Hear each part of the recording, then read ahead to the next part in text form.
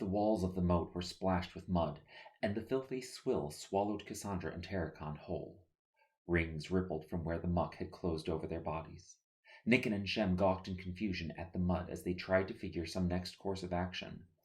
Dion's stare, however, burned with fury. He rose to his feet, his sweat-soaked palm tightened around the leather-bound grip of his bow. He drew back the taut string with an arrow pulled from his quiver. His scream drowned the howl of the arrow as he let it fly into the tower cellar. Even in his berserk rage, Dion's accuracy was stunning. Every successive shot tore a fairy from the swarm that whirled around Ramu. The dark-skinned fencer remained lost from sight, however. Only his screams escaped the basement dungeon. Terracon gasped loudly as he surfaced through the slop. Cassandra was laced around his shoulder and coughed and gasped as he dragged her up. They clenched one another and cowered from the rain and their looming dread.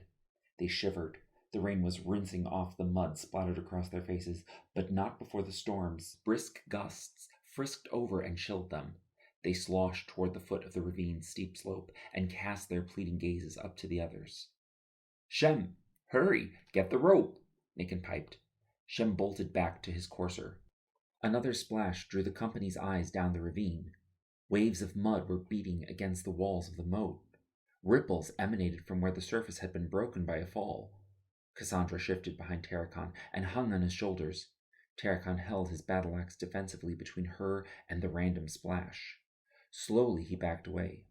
Every step trudged through the mud was rescued from a slurping vacuum. He pinned Cassandra between himself and the slope of the ditch, and silently they watched the sloshing muck settle. "What was that?" she whispered in his ear. Terracon could only gasp in reply as the moat suddenly drained. The watery mud that once lapped his chest congealed to a waist-shallow sludge. His slopping steps were silenced in the thick paste. He was stalled. Cassandra was of little help. She was pressing him down while trying to find some balance. Pinned against the wall, she could only lean backward awkwardly to keep from twisting her ankle sealed in the mud. "Here, here!" Terracon shouted as he tried to turn and offer a steady arm for her to hold. She clasped onto his wrist and steadied herself and her rampant breathing. Shem threw the rope, and Cassandra reached for it. If she could just clasp the rope, then she could pry herself loose. She leaned farther, hesitantly sacrificing her hold on Terracon's wrist. Shem whipped the cord, and it landed well within her arm's length. "Watch out!" Dion cried, and Cassandra drew back from the rope to balance herself on Terracon's arm. The mire petrified. Fissures crept through the crust as the last of the muck was parched shut. Cassandra and Terracon warily turned their gaze back to where the water had been stirred by some unseen dive. Wading out of the depths was a frail figure, stained by the subtle hues of drowning. Her hair was sopping wet. Dark, dismissive eyes disguised her predatory sentience. In one searing wave, the Undine had dried the sludge into a baked clay that locked the captain and princess in place. Now she could salvage them with her slimy palms and pruned fingers. She beached herself on the mud shelf and, on a slimy trail, dragged her limp, twisted legs behind her. Dion's plucked bowstring sent an iron-tipped arrow screaming at the Undine. The shaft tore through her, and she burst into a splatter. "Get out, fast!" Dion screamed, then set his next arrow. Ramu's voice had faded, and the horde of trolls and fairies were turning their attention to the others in the party. The mouth in the tower's wall was spewing out trolls and spitting pixies. The glow of the sprites' bodies was beginning to bleed across the stormy night sky. The swelling azure lights of the fairy swarm shone against the sweat and mud caked on Terracon's face. His eyes were ablaze with fear. In one hand he clasped his heirloom axe, in the other he clenched his fire. He would need every skill he had ever tempered to survive. "No, Terracon!" Cassandra cried. "Stop! They'll only use it against you." Her warning came too late. The burning fist had caught the eye of the warmer-hued sprites. Terracon registered her plea and snuffed the fire, but there was nothing to distract the Fae now. They tucked their gossamer wings against their nimble skeletal frames and scratched the air with yellow sparks as they dove. "Let me handle this," Cassandra growled. The luster of her amethyst eyes glistened with loathing as they trained on the swooping sprites. She took one deep breath, steadied herself as best she could, and waited. There was only one moment to make this work, only one chance to get it right. The sprites drew near. Her moment drew near. Cassandra spat into the air, spat at the diving fairies who were tickled at the thought that they might catch themselves on fire and spread their games. The spit snuffed their ignited intentions.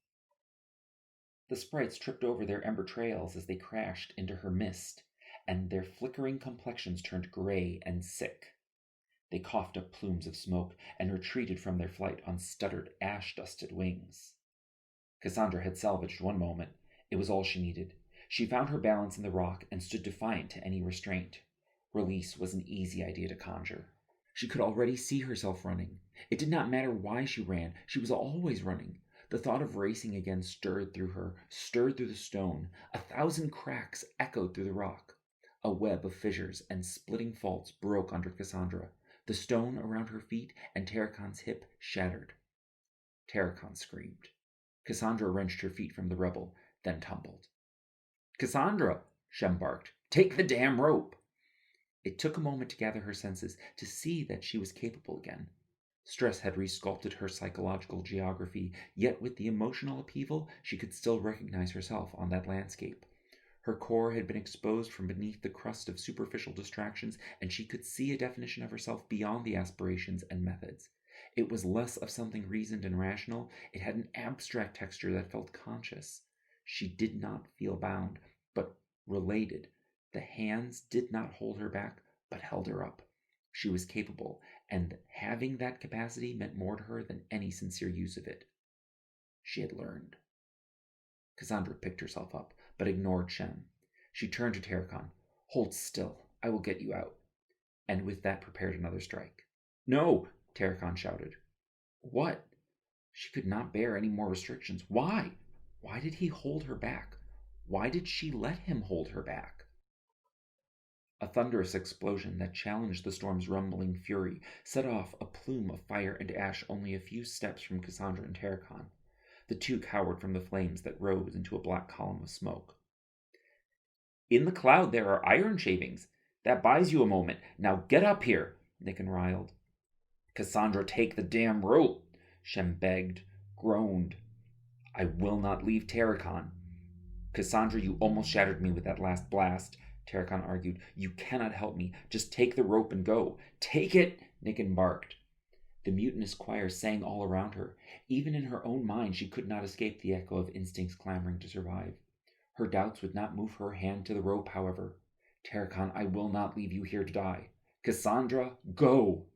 "I will not go. You cannot command me. I want to stay." "You are being selfish," he shouted, and chipped at the stone encasing him with his axe. "By the will of the Tau Esh, I am a witch. If the world will bend, it will bend my way. I will not forsake that heritage. I will not forsake everything for which I have come here." Her pitch and tenor swelled with rage. "I will not leave you." A tone rang out.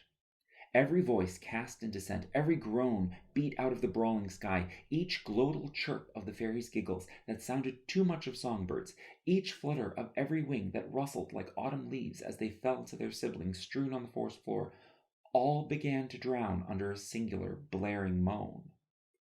The cacophony was being penned down by the swelling sound. Reminisced songs could not match the purity of the note. Its pitch and tone betrayed only its distance. It was not yet wet. It was further away than the storm was wide, and yet it was rising, arriving, growing near, and the crescendo of the piercing wail would mark its arrival. The highest pitches were the last to be lost. Dion's bowstring twanged another shot through the cloud of iron smoke, sparked off by Nikken's next grenade. The fairies' wings buzzed to whirl them away from the nauseous black fumes. Yet when even these sounds went silent, nothing else changed. Ears grew accustomed to the resonance, capable of ignoring and ultimately forgetting how it had stirred every fiber and facet of the world around them. The fairies' inky eyes were still glazed with predatory anticipation. Dion fired more arrows and spat more curses, damning each felled fae in the name of some atrocity their kind had committed. Rage blinded him to the phenomenon that fixated Nikken and Shem's curiosity. Cassandra and Tarakon were gone. Fragmented rock was strewn across the ravine, blown from a crater carved where the captain had been buried waist deep. Nikken and Shem had seen the rubble be blown from the moat. The explosion would have torn Cassandra and Terracon apart, and the traces of them should have been splashed across the moat to forever rake the eyes that gazed on them. Yet, through the hail of stones that crackled and clattered across the dry moat bed, there were no such traces, only a set of scratches where some clawed paw had scaled a way out of the moat. Nicken and Shem stared aghast into the ravine. Hopes were swallowed in that crater, and the answers were clouded by the dust. Was the fading echo of Cassandra's scream that haunted their ears some remnant of her, or a figment of their mourning imaginations? Black magic had played a cruel hand of fate. "Get back to camp," Nicken yipped. Shem did not waste a thought, a single moment on the matter. The blond soldier bounded to his feet, turned with no second glance, and ran. His unicorn whinnied at being spurred almost as soon as he mounted. Nicken was slower to move away. Questions flooded his mind, drowning reason in a sea of doubt. His eyes would not be pried loose of those scratches crawling up the moat wall. His ears still rang from the blaring howl that had, like Terracon and Cassandra, dissipated. Wild, defiant neighs drew Nicken into the present once more. His beady saffron eyes darted to the scuffle. The tusks of the cloaked trolls were prodding at the unicorn's hooves. The steeds reared and kicked, but they could not ward off the encroaching numbers. The fairies swooping overhead were nipped out of the air and crushed between the unicorn's jutted teeth, were fenced back by the steeds' spiral horns. Still, the pixies were crawling in their manes and driving them crazy. Nicken snatched a drawstring bag from his belt. He whirled it twice over his head, then let it fly. The momentum pitched the sack across the field. It crashed between the unicorns. Nicken had stuffed the pouches himself months ago, and they had sat on a shelf in his room until the Constable of Caldara had assigned him to escort the Grand Vizier. Minerals and ore were ground into a fine powder blend and poured into pouches spaced with sparking stones. A strong impact would destabilize the contents, and the crashing stones would trigger an explosion. The technique had been perfected over the years by the dwarfen alchemists. Nicken prided himself on having added the iron, and he knew that they would be invaluable the moment he heard they would be traveling through the fey-infested North Country. Flames swept over the rain-soaked grass, spouting a black cloud of ash and iron into the air. The explosion startled the unicorns, and they ran. Nicken ran and snatched the reins of the first unicorn he could, a courser, pure black. He hated unicorns, and he especially hated having to mount unicorns. He pulled the reins as tight as he could, and drew one of the mount's eyes to his own. "I swear I will gut you if you run off on me," he growled through gritted teeth. He kept the reins in one hand while he began an acrobatic ascent to the saddle. Finally mounted, he turned back and shouted, "Dion! Hurry, Dion!" Dion was blind with rage. The bow's line quivered with each shot, harping out the rhythm of the falling Fae. Even with the furious tears blotting his eyes, he maintained an amazing accuracy. Relentlessly, mechanically, he drew the feathered shaft of an iron-tipped arrow from the quiver on his back, strung it in the bow, let it fly, then reached back for the next while plotting its target. "Dion!" Nicken barked. The archer would not listen, and Nicken would waste no more time. Let his ignorance be his downfall. The dwarf rode off. Dion could not hear the trampling hoofs fade into the darkened forest over the screams that haunted his memories, Ramu's screams. Reason had long been lost on him, and selfishly he guarded himself against empathy. Any loss his sister would feel paled in comparison to the hollowness he wrestled against right now. His filial regard for Karen did not stand against his bond to Ramu. Karen was the reason he was accepted into Draco's troop. She knew he wanted to be a ranked archer. He had talent, but not nearly as much as many of the other archers. Still, Karen had fought for him, and for whatever reason Draco submitted. Karen's promises of his potential had set a high standard, however, and every shortcoming marred their expectations. The mounting failures wore down his confidence, and none of Karen's sympathetic cooing, and none of Draco's affirming validations could rebut his doubt. Only in Ramu's patronage did Dion find vindication. Technically, Karen held a higher rank, but Ramu was the most senior member of the troop. His skills were legendary among all the ranks of all the orders. His appointment as royal sword-bearer breached boundaries. That title should have been reserved for a member of the Order of Valish. Draco wanted Ramu, though, and upset the traditions in order to have him. So much turmoil over talent, a talent that Dion lacked yet was expected to be on par with. When they were first introduced, Dion's eyes fell in shame. Slowly he learned to see eye to eye with Reimu. It seemed unreal that someone like Reimu would spare someone like him any regard, but Reimu lavished Dion with his company. The fencer sought to watch Dion's archery practices and invited Dion to spar with knives.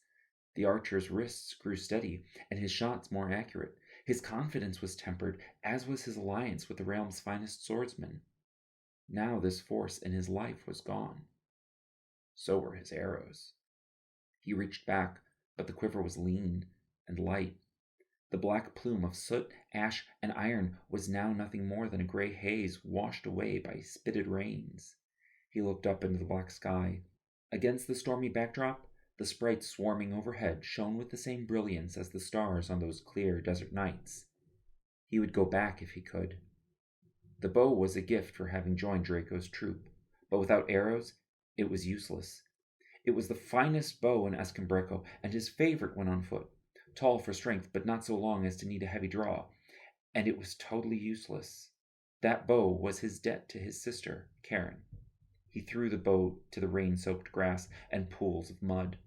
The dome of fairies reared back from the hiss of his dual iron daggers as he stripped them from their sheaths. He posed defensively, just as Reimu had taught, and waited for the fairies' approach.